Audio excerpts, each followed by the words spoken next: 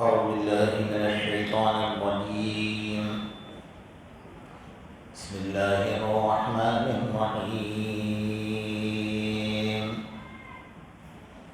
تبارك الذي بيده الملك وهو على كل شيء قدير.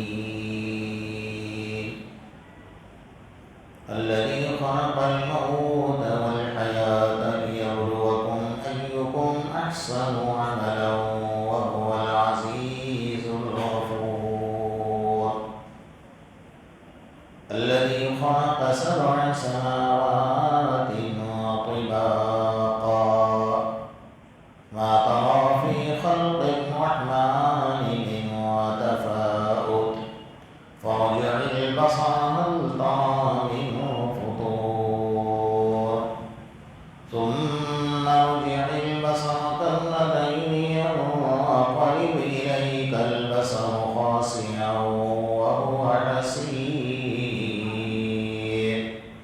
ولقد زينا السماء الدنيا بمصابيح وجعلناها رجوما للشياطين وأعتدنا لهم عذاب السعير.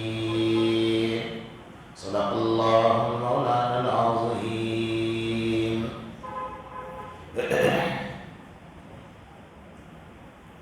گزشتہ کل آپ حضرات کے سامنے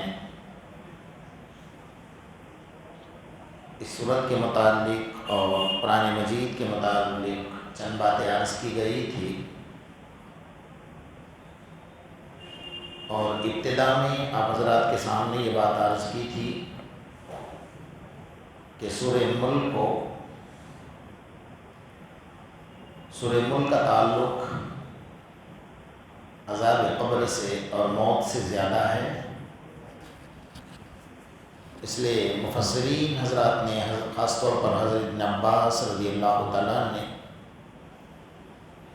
آقا نامدار محمد رسول اللہ صلی اللہ تعالیٰ علیہ وسلم کی وہ حدیث نقل فرمائی ہے کہ جو بندہ رات میں سوتے ہوئے اس کی تلاوت کر کے سوئے گا، اللہ تبارک و تعالیٰ اس کے عذاب قبر سے حفاظت فرمائے گا.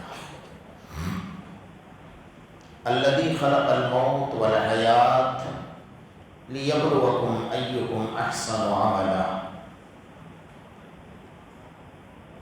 اللہ تعالیٰ ہی ہے جس نے موت کو اور زندگی کو پیدا کیا ہے. موت دے کر بھی زندگی دے کر بھی لیبلوکم ایکم احسن عملا. اللہ آزمانا چاہتے ہیں کہ کون بندہ ہے جو نیک اعمال کرے گا. یہاں پر تذکرہ پہلے موت کا کیا ہے، بعد میں حیات کا کیا ہے. حالانکہ دیکھنے کے اعتبار سے پہلے زندگی ہے، بعد میں موت ہے. اللہ تعالیٰ نے دنیا میں انسان کو بھیجنے سے پہلے اس کے مقدر میں یہ لکھا ہوا ہے کہ اس کو اس سرزمین پر کتنے دن جینا ہے، کتنے سانس لینے ہیں، اور کتنے سانس لینے کے بعد اس کی جب عمر ہوگی تو اس عمر کے بعد اس کو موت واقع ہوگی ہے. تو پیدائش سے پہلے اس کے موت کا فیصلہ ہو چکا ہے.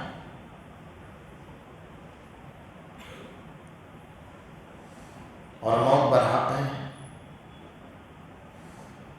اگر اس سرزمین پر کسی کو جینے کا حق تھا تو وہ ہم سب کے آقا محمد رسول اللہ صلی اللہ علیہ وسلم کی ذات گرامی تھی.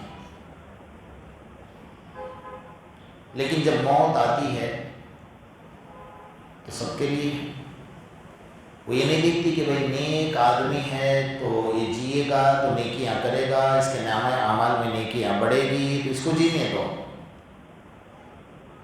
اور یہ بھی نہیں دیکھتی کہ یہ گناہ گار ہے جس کو اور ڈھیل دے دو.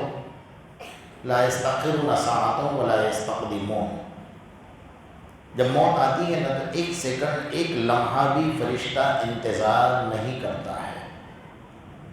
آ کر دبوچ لیتا ہے، اپنا پنجہ گاڑ دیتا ہے، اور نیک بندے ہوتے ہیں تو اس کے شہرت پر ہاتھ رکھ دیتا ہے، انگلی رکھ دیتا ہے۔ حدیث میں فرمایا، آقا نامدار محمد رسول اللہ صلی اللہ تعالیٰ علیہ وسلم ارشاد فرماتے ہیں کہ موت سے پہلے فرشتہ بندے کی شہرت کو چھو لیتا ہے، صرف یہ اس کی شہادت کی انگلی رکھتا ہے۔ اس کے رکھنے کا اثر یہ ہوتا ہے کہ جو چیزیں حاضر ہیں وہ غائب ہو جاتی ہیں، اور جو غائب ہیں وہ حاضر ہو جاتی ہیں۔ مثال کے طور پر آپ نے کئی لوگوں کو دیکھا ہوگا کہ جب اس کے موت کا وقت ہوتا ہے اور عالم سکرات میں ہوتا ہے، نزا کے عالم میں ہوتا ہے، تو وہ ٹک ٹکی نظر سے اوپر دیکھتا ہے۔ اس کے بچے آ کر کہتے ہیں کہ ابا جان میں آپ کا بیٹا ہوں، ماں آ کر کہتی ہے کہ بیٹا میں تیری ماں ہوں، بیوی آ کر کہتی ہے میں تمہاری بیوی ہوں۔ لیکن اب فرشتہ اس کی شہرت کو چھو چکا ہے، یہ سب غائب ہو گئے اس کے نظر سے، کچھ نظر نہیں آ رہا ہے اس کو، اور جو غائب ہیں وہ نظر آ گئے۔ فرشتے نظر نہیں آتے، وہ نظر آنے لگ گئے۔ عذاب قبر نظر نہیں آتا، وہ نظر آنے لگ گیا۔ جنت اور جہنم نظر نہیں آتے، وہ نظر آنے لگ گیا۔ تو فرشتے کی صرف انگلی رکھنے کا یہ اثر ہوتا ہے، اس کو اسی وقت پتہ چل جاتا ہے کہ مجھے جہنم میں جانا ہے یا جنت میں جانا ہے۔ فرشتوں کی شکل و شباہت، اس کی ہیئت، اس کی کیفیت دیکھ کر بندہ سمجھ جاتا ہے کہ میری موت کم تموتون کما تعیشون، اللہ پاک ایسی موت دیں گے جیسی زندگی گزاری ہوگی۔ تو بہرحال فرشتے اللہ کے تابع ہیں، اور سب سے بڑی بات اللہ تبارک و تعالیٰ نے موت کا فیصلہ اپنے علاوہ کسی کے ہاتھ میں نہیں دیا ہے۔ اگر اللہ چاہتے تو بھائی جس امت کا نبی ہے وہ نبی کے حوالے کر دیتے کہ جس کو جینے دینا ہے جینے دو، جس کو مرنا ہے مرنے دو، مار ڈالو، اس کے روح نکالو۔ اللہ نے نبیوں کے ہاتھ میں بھی یہ فیصلہ نہیں دیا۔ فرشتے کو بھی اللہ نے وقت دے دیا ہے، فرشتے کو اختیار نہیں دیا ہے کہ تجھے جس کو موت کی روح تو سب کی تجھے ہی نکالنی ہے۔ حضرت اسرائیل کو روح نکالنی ہے سب کی، تو اللہ نے یہ نہیں کہا کہ جس کی مرضی میں نکال، جس کو چھوڑنا ہے چھوڑ دے، کہا نہیں۔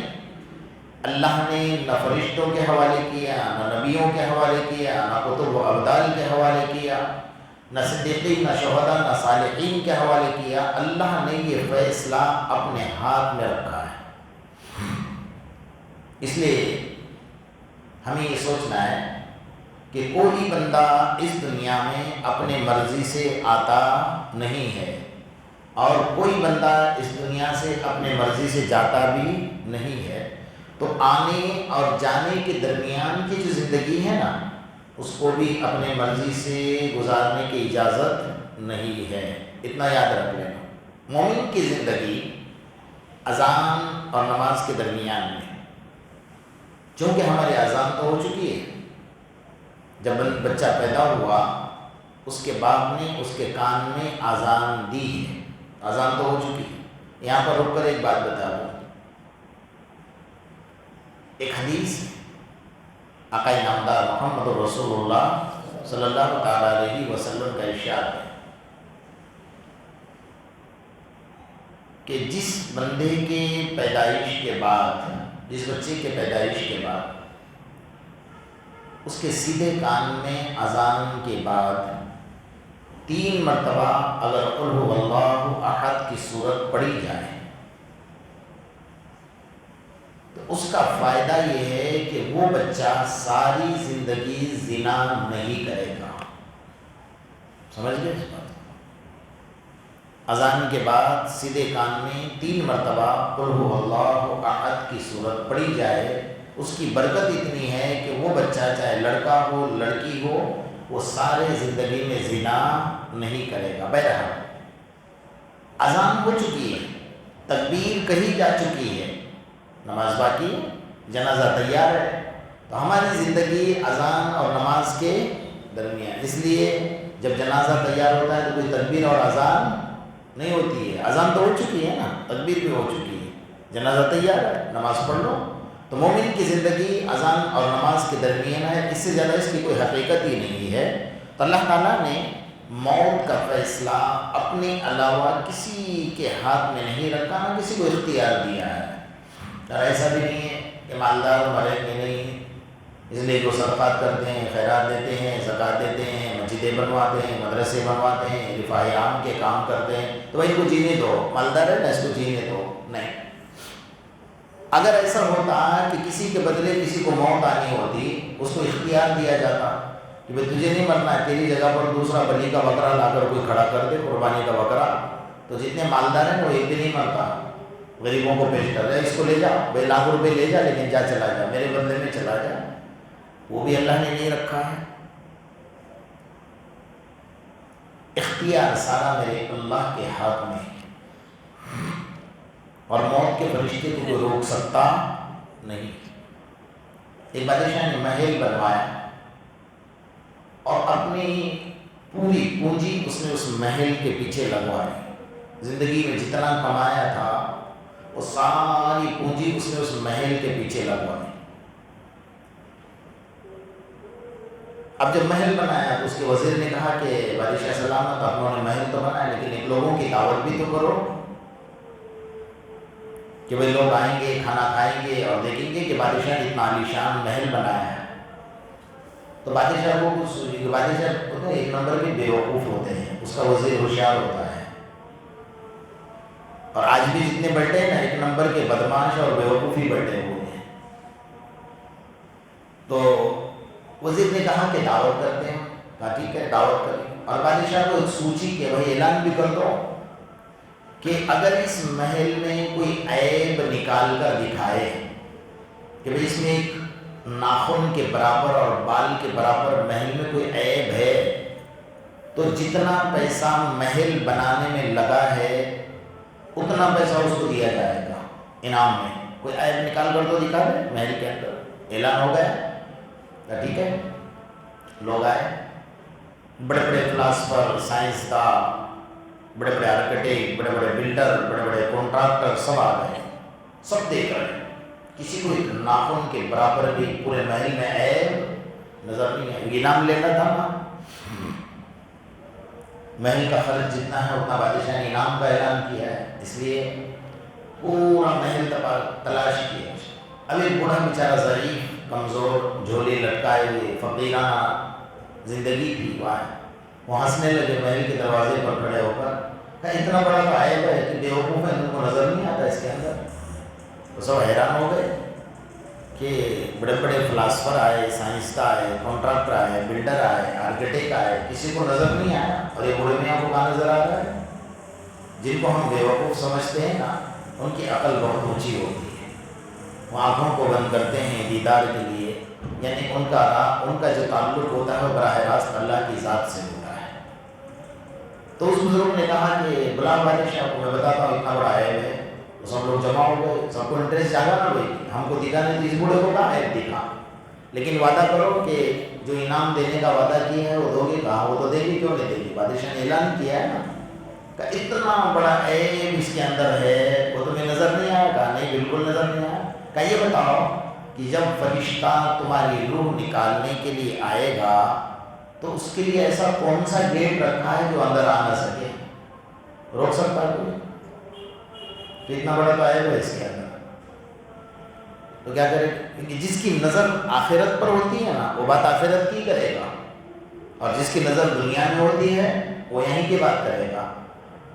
تو سب حیران ہو گئے کہ ہاں یہ بات تو ہے. جیسے آج زلزلہ پروف بلڈنگیں بنا رہے ہیں، یعنی اللہ کی قدرت کو للکار رہے ہیں کہ اللہ تو اگر زلزلہ بھی بھیجے گا تو ہماری بلڈنگ گرنے والی نہیں. اس کو پتہ نہیں ہے کہ اللہ زمین کو حکم دے گا تو زمین سب نکل جائے گی، تمہارا کوئی پروف کام آنے والا نہیں ہے. تو اللہ نے اختیار اپنے علاوہ کسی کے ہاتھ میں رکھا نہیں ہے. اس لیے جتنی زندگی گزارنا ہے گزار لو. کسی کو موت کا پتہ نہیں، نبی کو اللہ نے نہیں بتایا، کسی نبی کو نہیں بتایا کہ تمہاری موت کب واقع ہونے والی ہے. ہاں اتنا ہے کہ نبیوں کے ساتھ اللہ معاملہ نرمی کا کرتے ہیں. یہ ہمارے آقا محمد رسول اللہ صلی اللہ علیہ وسلم کا وقار تھا، اور آپ کی اللہ تبارک و تعالیٰ کے نظر میں وہ حیثیت تھی. اس لیے فرشتہ آتا ہے تو اجازت دیتا ہے، هل ادخلوک فی البیت یا حبیب اللہ، اللہ کے رسول اگر اجازت ہو تو میں گھر میں داخل ہو جاؤں. حضرت فاطمہ نے دیکھا اللہ کے رسول صلی اللہ علیہ وسلم پریشان تھے. جب روح نکل رہی تھی نا، جب روح نکلنے کا وقت تھا نا، تو اللہ کے رسول بھی پریشان تھے اور 3 نشانیاں بتائیں. ہم سب کے آقا محمد رسول اللہ صلی اللہ علیہ وسلم 3 نشانیاں بتائیں.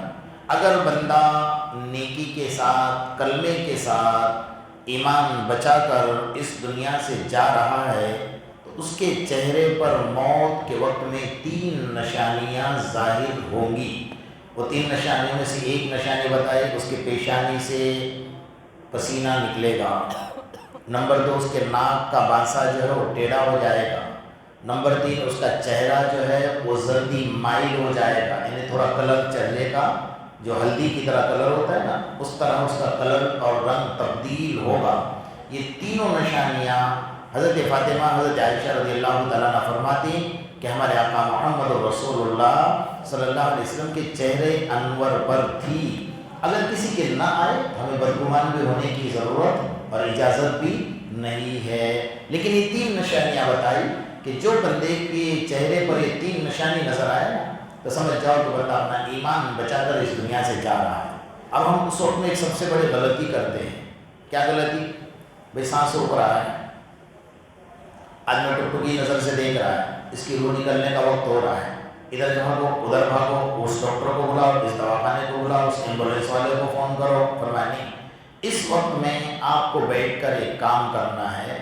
صرف وہاں بیٹھ کر اللہ کا قرآن پڑھنا ہے اور کلمہ پڑھنا ہے.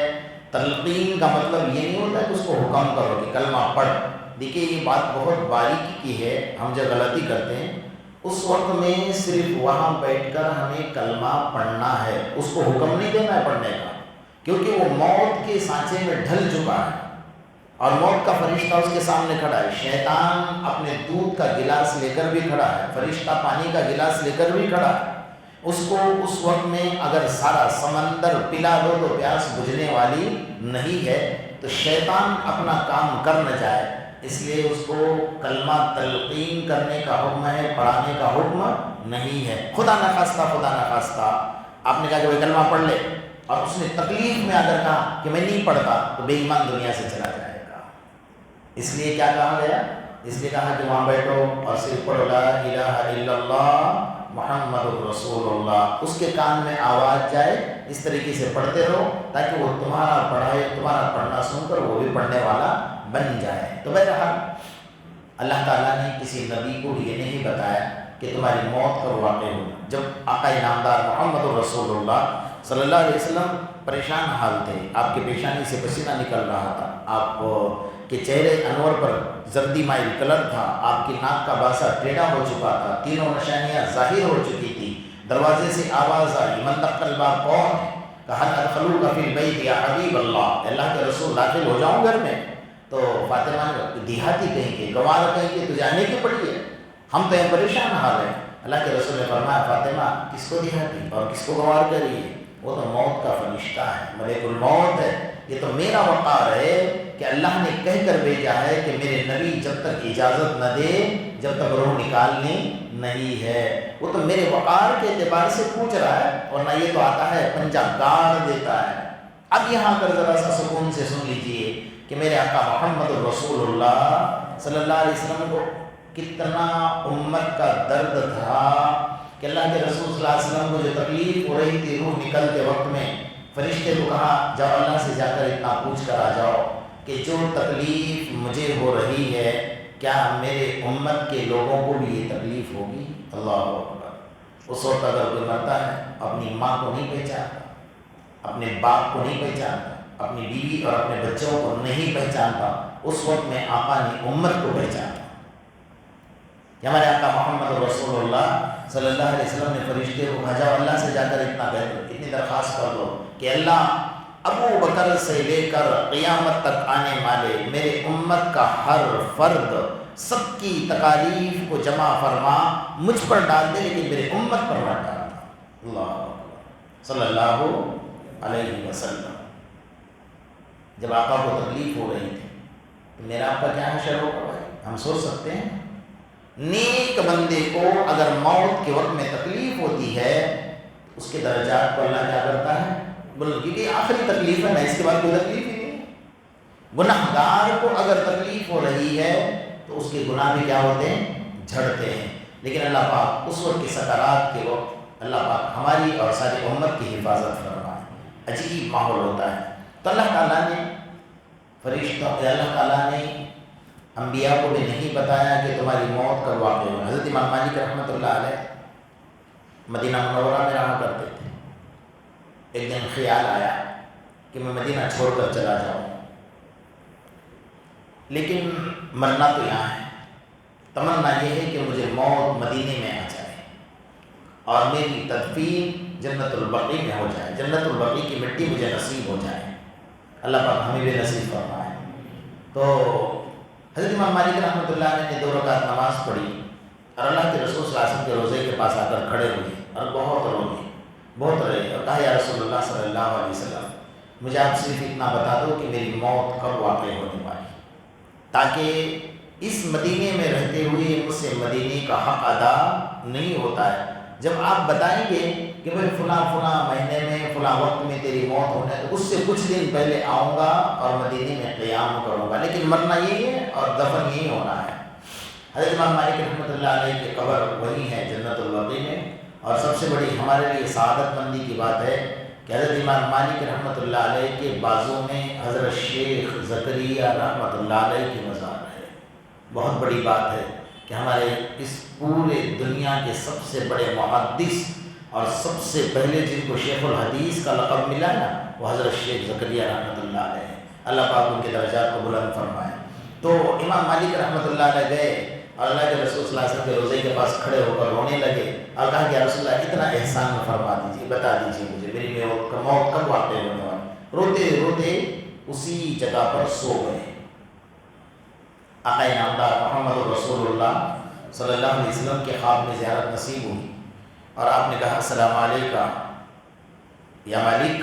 اللہ کے رسول نے سلام کیا، میں سلام کا جواب دیا اور اللہ کے رسول صلی اللہ علیہ وسلم بس یہ ہاتھ بتایا، یوں بتا کر چلے گئے۔ حضرت امام مالک پریشان حال تھے۔ اللہ اس سے کیا سمجھوں گا، ایک ہی اشارہ دے کے رک جاؤ، یہ بھی اشارہ ہو سکتا ہے نا بھائی، اب اس سے میں 5 سال سمجھو، 5 مہینے سمجھو، 5 ہفتے سمجھو، 5 دن سمجھو، 5 گھنٹے سمجھو، یا یہ سمجھو کہ بھائی رک جاؤ۔ اب امام مالک ہیں لیکن اپنے خواب کی تعبیر نہیں نکال پا رہے ہیں، اور ہم لوگ تو جیب میں سے نکال کے دیتے ہیں، لے میرا خواب۔ اب کوئی بندہ خواب اگر بتائے تو فوراً ہم تعبیر بھی دے دیتے ہیں، لیکن یاد رکھو اور کان کھول کر سن لو، خواب کی تعبیر دینے کے لیے 15 چیزوں کا علم اس کے پاس ہونا ضروری ہے۔ لم یبق من النبوۃ الا المبشرات، میرے آقا تو دنیا سے چلے گئے، نبوت ختم ہو گئی، لیکن اللہ نے خواب باقی رکھے ہیں۔ یہ نبوت کا جز ہے اور 46واں جز ہے۔ کبھی موقع ملے گا تو میں بتاؤں گا کہ نبوت کا 46واں جز خواب کیسے ہے۔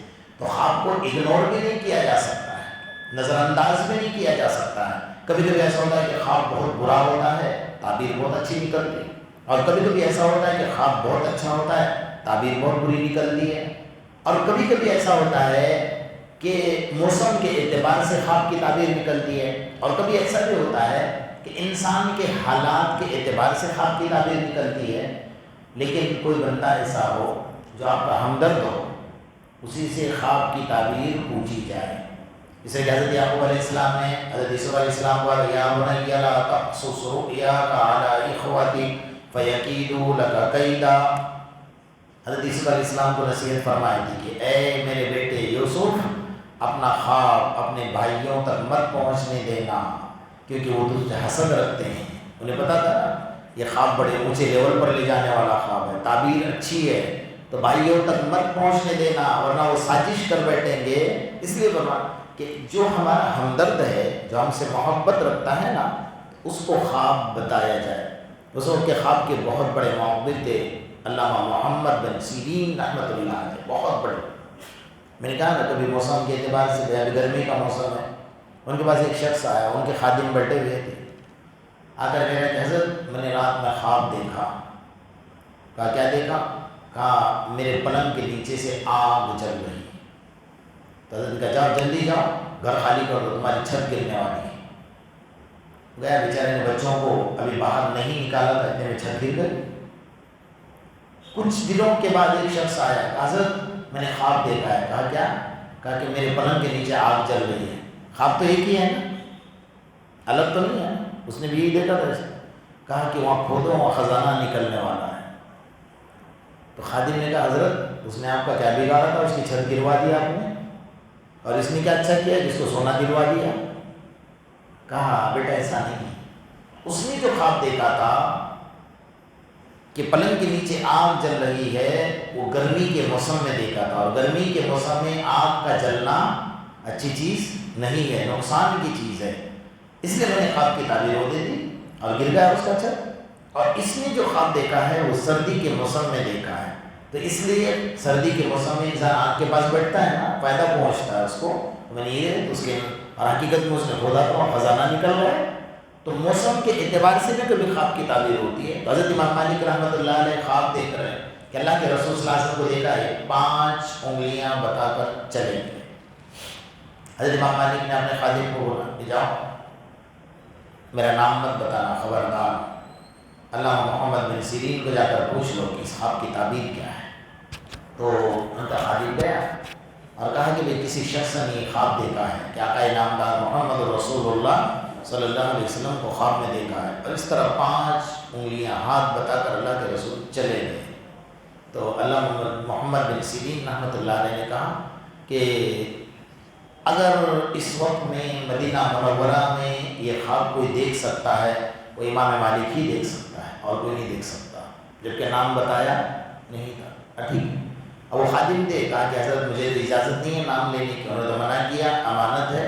کیا کوئی بات نہیں، امام مالک رحمۃ اللہ علیہ کو جا کر کہو کہ اللہ کے رسول صلی اللہ علیہ وسلم نے آپ کی طرف اشارہ کیا ہے۔ کیا اشارہ کیا؟ ان اللہ عنده علم الساعة وينزل الغيث ويعلم ما في الارحام وما تدري نفس ماذا تكسب غدا وما تدري نفس بأي ارض تموت۔ فرمائے سورت کی 5 آیات کی طرف اشارہ کیا، ان اللہ عنده علم الساعة، قیامت کب آنے والی ہے اللہ کے سوا کوئی جانتا نہیں ہے۔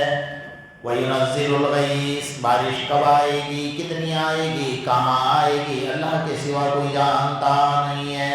وَيَعْلَمُ مَا فِي الْأَرْحَامِ، ماں کے پیٹ میں بچہ لڑکا ہے لڑکی ہے، کالا ہے گورا ہے، سعادت مند ہے بدبخت ہے، اللہ کے علاوہ کوئی جانتا نہیں ہے۔ وَيَعْلَمُ مَا فِي وَمَا تَدْرِي نَفْسٌ مَاذَا تَكْسِبُ غَدًا۔ انسان رات میں ہزاروں خواب لے کر سوتا ہے، صبح اٹھوں گا تو یہ کام کروں گا، یہ کام کروں گا، وہاں جاؤں گا، ایسا کروں گا۔ صبح اٹھتا ہے اتنی بری خبر مل جاتی ہے کہ سارے کام پر کیا ہو جاتا ہے، پانی پھر جاتا ہے، اسے پتہ ہی نہیں کہ رات میں تو سوچا تھا یہ، تو صبح اٹھ کر کیا کرنے والا ہے اللہ کے سوا کوئی جانتا نہیں۔ وَمَا تَدْرِي نَفْسٌ بِأَيِّ أَرْضٍ تَمُوتُ، کون سا بندہ کون سی زمین پر کہاں مرے گا، کب مرے گا، کس حال میں مرے گا، اللہ کے علاوہ کوئی جانتا نہیں ہے۔